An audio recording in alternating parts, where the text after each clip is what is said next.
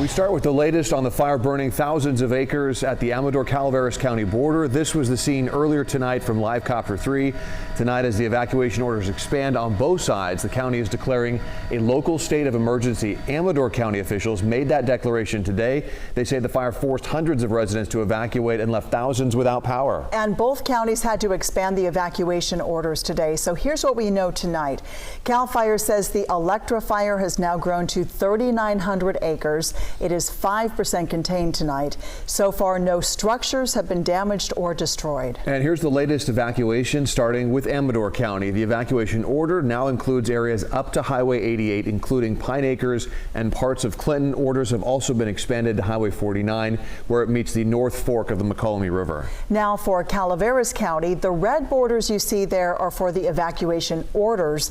The blue borders designate the warnings. Those warnings have been expanded to include West Point and Railroad Flat. And tonight there's a need for more space because of more evacuees. So the evacuation shelter has now been moved. Instead of the San Andreas Town Hall, go to Mountain Oaks School on Oak Street in San Andreas. The town hall is now closed. We do have live team coverage tonight from both Amador and Calaveras counties. Chief Meteorologist Mark Finan is standing by to map out the fire. But first, let's go to KCRA 3's Melanie Wingo live in Amador County tonight. And fire crews out there all day and all night have been doing a great job, Melanie. Yeah, at nighttime over the McCollum River Canyon has a decidedly different feel here on the Amador County side than what we experienced this afternoon. Take a look behind me. You can see in the distance all throughout the canyon, the other side of the canyon, there are little spots, hot spots glowing in the distance. Also, as you can see, there's a line where the fire burned to. We can see that burn scar and the distinct line in the ground where bulldozers came through. In the daytime, we could see the retardant on the ground as well. So this fire came very close to some homes, but for now, the fire line is holding. Longtime friends and neighbors Mike Rodman and John Silva getting a bit of an unwelcome front row seat to an all-out attack on the Electra fire. And it truly does feel like a war zone with the air tankers, helicopters, the jets, the DC-10s, and other aircraft. Their homes in the Pine Acres community of Pine Grove under evacuation orders from the Amador County Sheriff's Office. But I really wanted to stay. I felt safe enough to be able to stay and monitor things and take care of my property. Knowing the potential risk, both decided to stay based on their experience living through wildfire.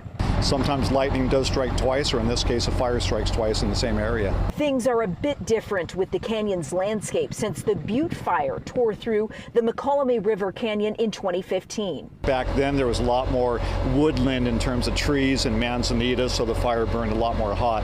Since that time, with all those being burned off, there's a lot more grasses and shrubs and things of that nature, so it's a different type of burn this time around. Still nerve-wracking to see flames getting so close to the ridge where their homes sit overlooking the canyon. But they say they've prepared their homes as best as they can with defensible spaces, hoping that along with fire crews' efforts, it'll be enough to keep their homes safe. We just kind of keep our fingers crossed and hope the weather cooperates and that we make it through this okay. Something to point out as well for people who are familiar with this part of Amador County, there is a location, a tourist location called Roaring Camp Mining Company. And from what we have learned, they had to evacuate about 20 cabins there. And they have posted on their Facebook page that there might be a backburn happening in that area tonight. So firefighters possibly taking advantage of the conditions out here right now, lower temperatures and not much of a wind to speak of right now, and they may be doing some of those backburns overnight. I'm going to work between now and our 11 o'clock broadcast to try to confirm whether any of those operations are going on. But for now, things are holding steady. People are looking out from their homes here nearby at the glow in the distance, hoping again that it stays put out here over Amador County. I'll send it back to you in the studio now. Yeah, absolutely. And everybody just hoping that right along with them. Melanie, thank you. More than 7,000 people are still without power tonight in parts of Amador and Calaveras counties. PG&E says it de-energized several lines for firefighter safety at the request of CAL FIRE, and other equipment may be damaged in the fire. Utility crews are in the area to begin damage assessments, and in a statement, the utility says its equipment was not involved in starting the electrifier. KCRA 3's Orko Manna is in Calaveras County tonight. He spoke with people who decided to ignore the evacuation orders and to head in to check on their property. Orko? Well, Edie, we're off of Highway 26 in Calaveras County. This portion of the road is blocked off because officials are telling people to stay out of the area. That's because there are still flames here tonight. There are several hot spots down this ridge here, and you can see the glow coming off of them right now. But even with this fire still burning so close to home, some people came back here today to make sure their properties were safe. CAL FIRE crews doing water drops in Calaveras County Tuesday trying to put out the electrifier. These flames off of Highway 26 near the Rich Gulch area seen through the thick smoke. The homes and ranches here under mandatory evacuation orders. We got to get out. It's not worth trying to chance it. Joe Campra lives on this ranch and followed the evacuation orders Monday after seeing the fire firsthand. And it rapidly got closer and larger and got to the point to where we made the call. We started loading up the animals. But Campra and ranch owner Christina Ruslich tell me they came back to the property Tuesday to grab supplies for those animals they've evacuated and also to finish fireproofing the structures. It's getting it down to the dirt, and we use a scraper box, and we go all around the perimeter of our property. Ruslich explaining the steps they take, including putting water on the ground and on the roof. We do our fire breaks, and we do all our weed eating. So you can be prepared for a situation like this. Exactly. She also wants to stop the flames from spreading. Everything that can help, again, the firefighters, as well as not pose a secondary risk of fire. Firefighters doing what they can to put out the electrifier and residents wanting to protect their properties. But I wanted to just make sure that any hot ashes that came down didn't cause any problems.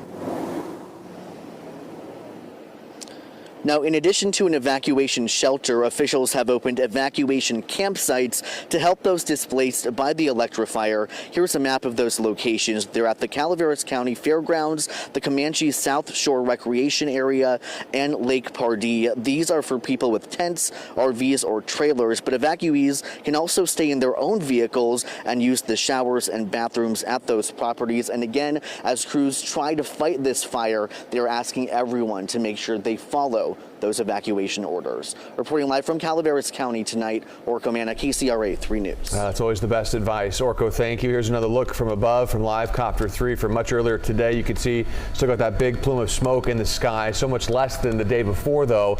With more on the weather's impact today, let's turn to Chief Meteorologist Mark Finan with the details. Mark? Yeah, the weather has actually been relatively benign.